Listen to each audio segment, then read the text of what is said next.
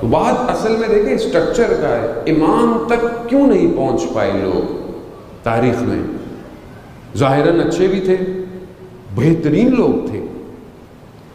چھٹے ساتویں امام کا وہ خاص صحابی کہ جس کے پاس سارا سہم امام تھا، یعنی سارا وجوب جتنے بھی پیسہ تھا سب اس کے پاس، سب اس کے پاس ہے، امام شہید ہو گئے، پھر جو ہے وہ امام دوسرے امام تعین ہو گئے کہ یہ امام ہے، نہیں مانا، اتنے قریب تھا، اتنا تو ہوگا نا، امام جب کسی کو پیسے دے رہے ہیں کہ رکھو، کتنا ہوگا اس کا اعتبار، کیا ہوگا اپنے امام میں، لیکن اس وقت تک تھا، لیکن جب زمانے کا دوسرا امام آیا تو وہاں مسئلہ کیا ہو گیا، ساتھ نہیں دے پایا، امتحان اپنے زمانے کے امام سے ہے۔ ابھی اگر بہت سارے میں ائمہ کے فضائل بیان کروں، آپ خوش بھی ہونے بھی چاہیے، واہ بھی کریں، لیکن اگر وقت کے امام کا ساتھ نہ دے پائے